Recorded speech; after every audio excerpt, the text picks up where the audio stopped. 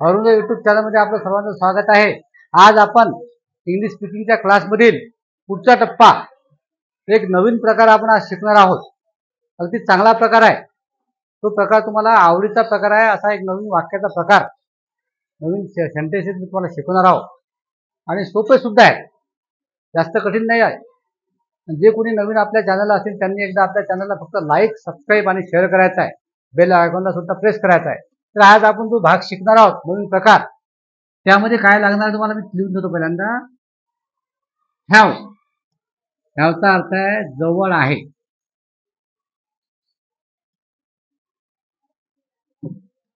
आणि हॅज याचा अर्थ एकच आहे, जवळ आहे।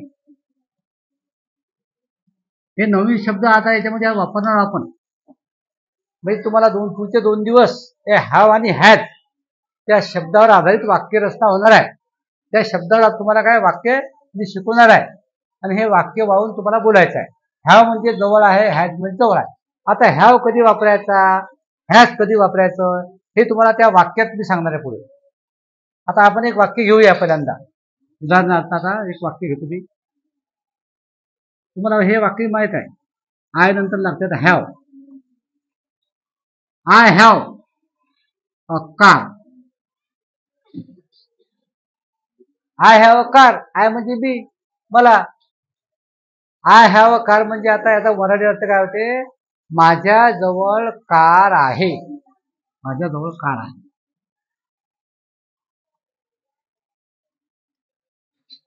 माझ्या जवळ कार आहे।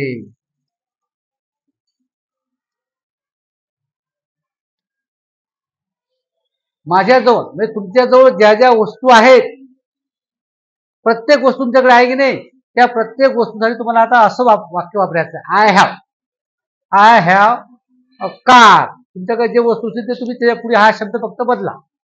मी इथं कार टाकला तर कार, तुम्ही कोणताही शब्द टाकला की जे वस्तू तुमच्याकडे आहे, जे तुमच्या जवळ आहे, असं वाक्य इंग्रजीत बोलताना आय हॅव अ असं वापरतात। I have a car, I have a pen, I have a pencil, I have a book, I have notebook. मग ज्या ज्या वस्तू आहेत त्या वस्तूचं फक्त एक तुम्हाला काय टाकायचं नाव, एकच नाव टाकायचं। तुमच्या लक्षात आलं असेल, I have a bottle, bottle तुमच्याकडे I have bag, I have a ring. ज्या ज्या वस्तू, आय हॅव वॉच, घड्याळ असते तुमच्याकडे, फक्त आय हॅव अ असं म्हटलं की माझ्याजवळ ते वस्तू आहे असं लक्षात ठेवायचं। आता आपल्याला काय करायचं, आपण आय हॅव म्हणतो ना, आय हॅव अ कार, माझ्याजवळ कार आहे। पण तुम्हाला मी वाक्य फक्त आयच शिकवलेलं नाही आहे, लक्षात ठेवा। वाक्य आपण काय काय शिकलेलं, आय शिकलेलं, आयचे वाक्य। नंतर वी, वी नंतर यू, ही, सी आणि दे, या प्रकारामध्ये आपल्याला वाक्य लिहायचे आता। सगळे वाक्य लिहायचे होतं। आयचं वाक्य झालं। आता घेऊ आपण we, we have, we have a car. We म्हणजे आम्ही। आता आम्ही कार आहो असं होणार का, ते आमच्या जवळ कार आहे, आमच्या जवळ कार आहे, आमच्या जवळ कार आहे।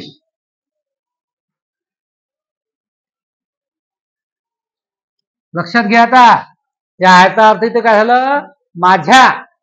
तुम्ही काय शिकले, आय म्हणजे मी, मला, पण आय म्हणजे माझ्या सुद्धा आलं की नाही पहा, लक्षात घ्या।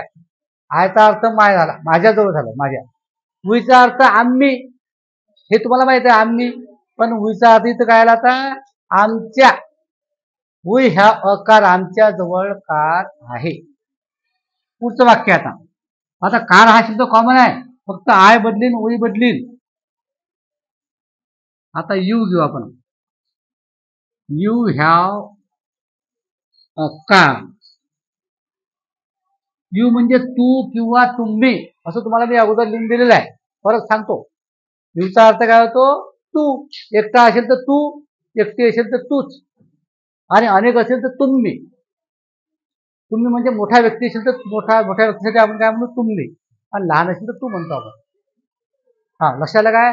यूचा कधी वापर होतो, यूचा कसा वापर होतो, जेव्हा आपल्यापेक्षा आपल्यापेक्षा लहान असेल, आपल्यापेक्षा जर कोणी लहान असेल तेव्हा आपण यू वापरतो. यू यू म्हणजे तू.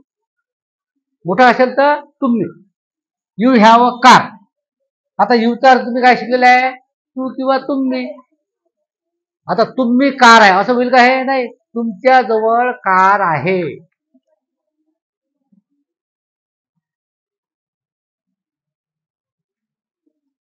तुमच्या जवळ कार आहे. आता हा झाला एक अर्थ. मोठा व्यक्ती असेल तर आपण तुमच्या म्हणतो, पण आपल्यापेक्षा लहान असेल, समवयस्क असेल तर काय मग तुझ्या जवळ कार आहे, हा सुद्धा अर्थ आहे.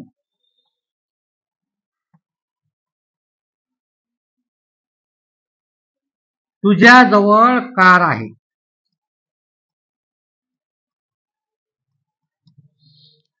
आता तुम्हाला आहे म्हटलेलं आहे, आय वी यू. आता आपल्याला घ्यायचं आहे ही. हीच वाक्य घ्यायचं. हीच वाक्य घ्यायचं. ही तुम्हाला माहित नाही, ही म्हणजे तो, तो किंवा त्याला, त्याची, त्याचे सगळे अर्थ असतात. आता घेऊ आपण ही. आता आपल्याला वापरायचं हॅज. लक्षात ठेवा, दोन्हीचा अर्थ मराठीमध्ये एकच आहे, पण केव्हा ह्या वापरायचं केव्हा हॅज वापरायचं.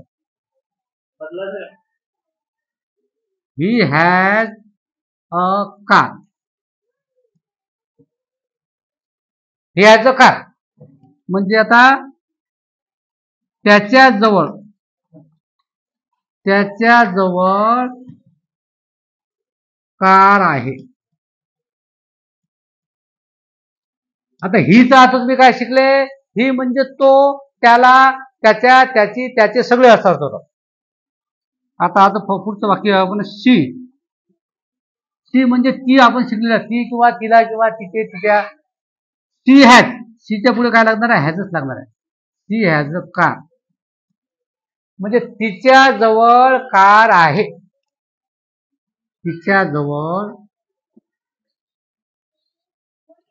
तिच्या जवळ कार आहे. तिच्या जवळ कार आहे. आता पहा, लक्षात ठेवा, आय नंतर हॅव लागलेलं असते, वी नंतर हॅवच लागते, यू नंतर सुद्धा हॅव लागतो. ही आणि शी आली तेव्हा हॅज लागते, पण हॅव आणि हॅजचा अर्थ एकच आहे, जवळ आहे. आता शेवटचं वाक्य आपलं दे. देले हॅव लागते. They have a car. दे म्हणजे ते किंवा त्यांना. आपण काय वाक्य अर्थ काय होईल मग, त्यांच्या जवळ कार आहे.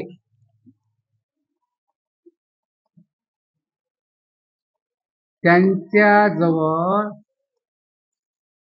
कार आहे. आता आपण एकच शब्द वापरला, कार शब्द कोणता वापरला, एकच. फक्त काय बदललं माहितीये काय, I we you he she they हे तुम्ही अगोदर शिकलेले आहेत पहिल्या एका वाक्य प्रकारामध्ये. नंतर हॅव कुठे वापरला, हॅज कुठे वापरला हे सुद्धा सांगितलेलं आहे. आता तुम्हाला होमवर्क काय राहील, एक कोणताही शब्द घ्यायचा, जसं पेन घ्या, पेन्सिल घ्या, नोटबुक घ्या, बुक घ्या, बॅग घ्या, काय घ्या, ज्या ज्या वस्तू तुमच्या जवळ आहेत, तुमच्या घरी आहेत, तुमच्या दप्तरामध्ये आहेत, तुमच्या जवळ आहेत, त्या वस्तूसाठी तो हा एक शब्द वापरायचा आणि हे सगळे शब्द वापरायचे. असे तुम्हाला सहा वाक्याचे एक शब्द घेऊन सहा सेंटेन्स होतात, 6 सेंटेन्स. तर हा होमवर्क तुम्ही करा. आता हा क्लास आपण संपूया. थँक्यू.